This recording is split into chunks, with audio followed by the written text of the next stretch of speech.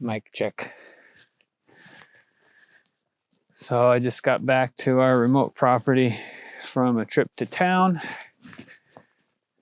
Had to pick up Audrey and a couple kids, and also went to a nearby village, a Russian village, and bought an old, well, not super old, but a wood stove that I'm hoping I can modify to use in the sauna, so we'll see.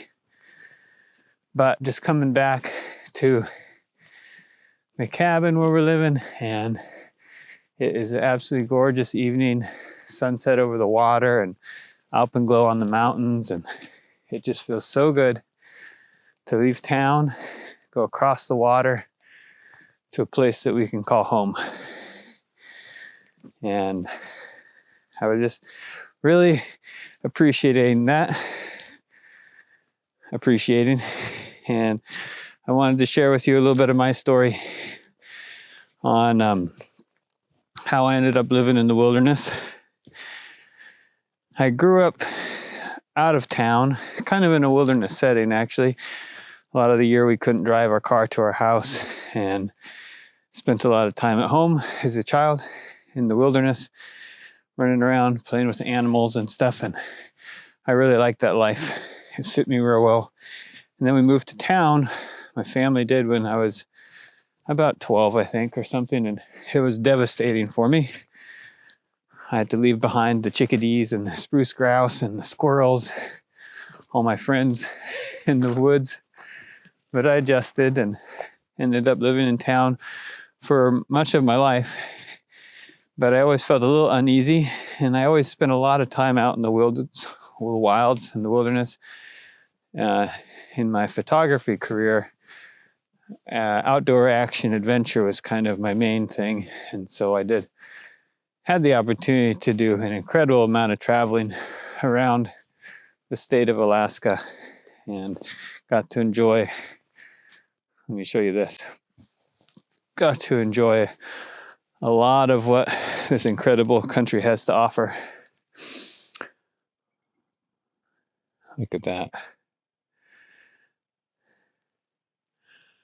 So beautiful out.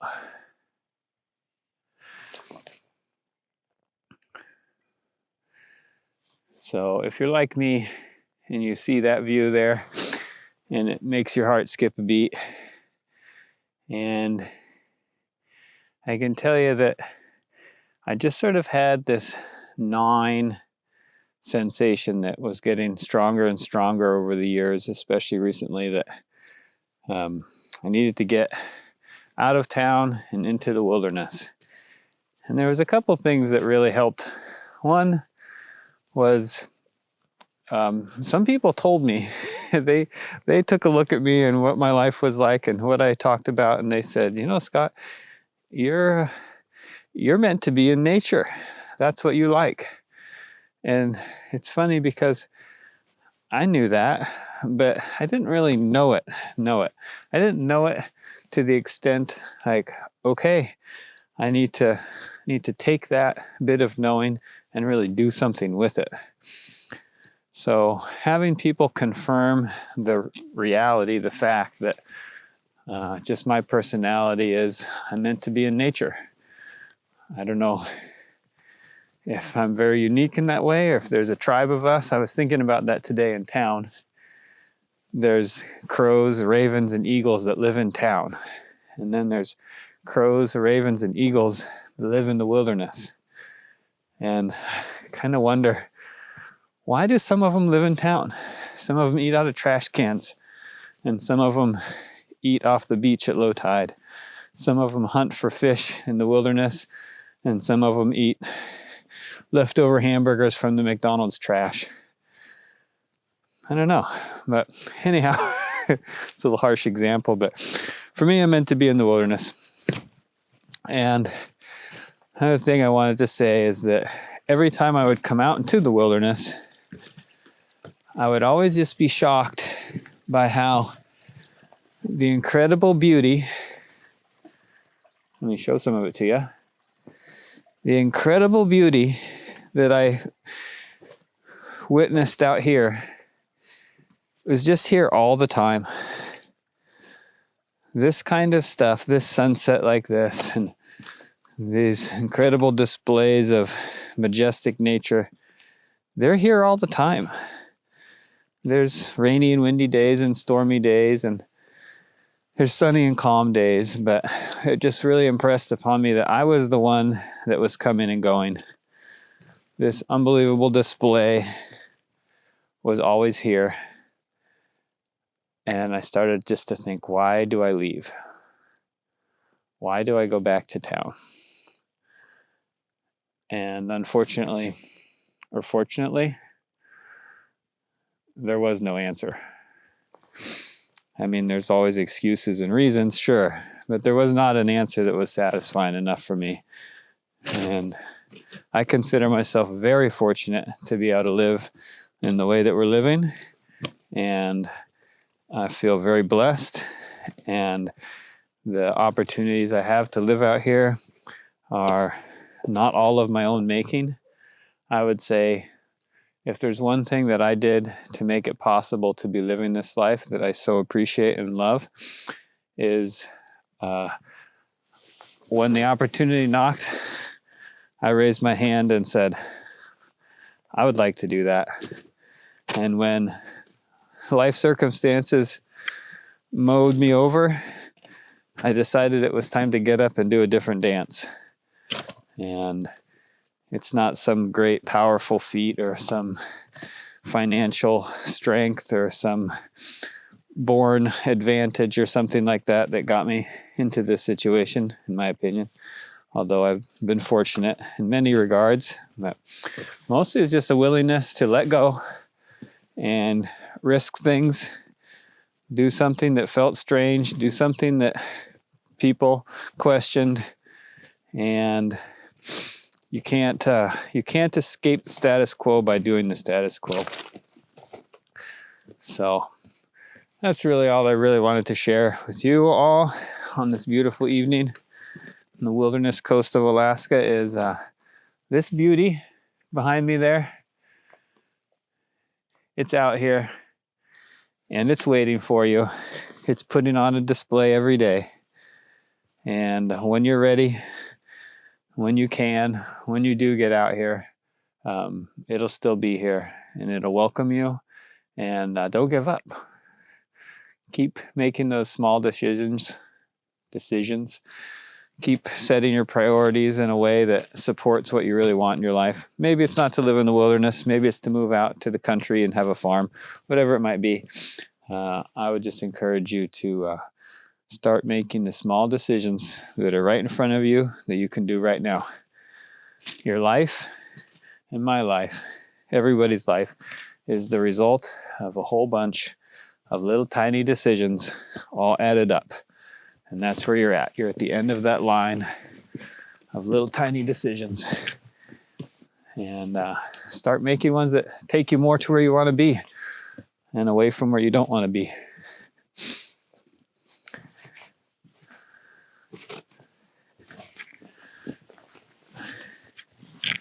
I consider myself incredibly fortunate to be able to take you for this walk along this unbelievably beautiful piece of wild Alaskan coast as the sun sets over the ocean and lights up the snow-covered mountains. Hope you enjoy it as much as I do.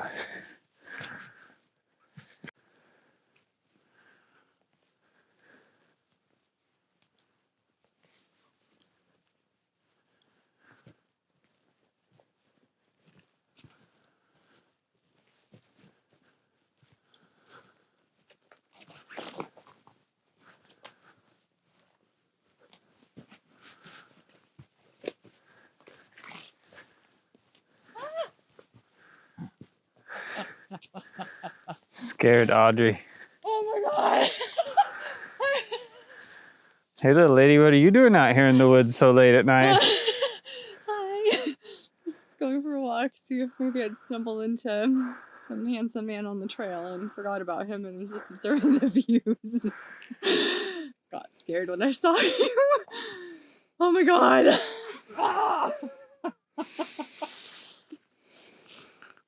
This is kind of embarrassing for her because we planned this all out, and then she forgot. Oh my gosh, shut up. That's not true. No, this is a real live encounter. Yeah.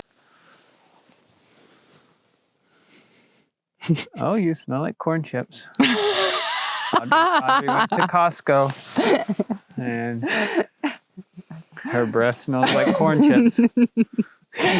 She was been in the cabin eating corn chips while I put the boat away. Can't hide it from And me. drinking kombucha. That's the smell of the city, folks, right there. Delicious. I love corn chips. I only had like 4. They are pretty potent. Maybe 8. You always double the number with corn chips. Get row is probably 8. Oh. Front row. Just ran the camera into a tree. There we go. I was just telling people how nature like this is out here waiting for them whenever they can make it. Yeah. And that was a big thing for me, was how I would come out into a beautiful wilderness setting and I would just be struck by how it's just been there this whole time. Right. While I was gone, it was there, putting on an amazing show. And I just wasn't there to appreciate it. Yeah. But it just kept on going without me. Yeah. And it's like, maybe if you have a favorite TV show, you can't imagine missing one of them, right? Like you saw episode 1, 2, 3. You wouldn't want to miss episode 4 or 5 or 6. And I started to feel a little bit that way. It's like, oh my gosh, think about the sunset over there at the cabin right now. I'm not even there to see it. I wonder what's happening with the eagles. What are the sea eagles up to? What are the sea otters doing? And it's just always there. And we're the ones that come and go. So now I'm going to give the mic to Audrey. And she's going to off the cuff have to give her version of this. Okay. You need help? You got it? No. My version of... I hope she treats you well. Like her video. Okay? This is his video. Uh-oh, I'm not in the framing at all. Tech support. Just out here, beautiful evening, moonrise up there, and I'm just back from a quick trip to Anchorage to pick up my kids for their spring break. And I'm piggybacking off of Scott's topic about connecting with nature.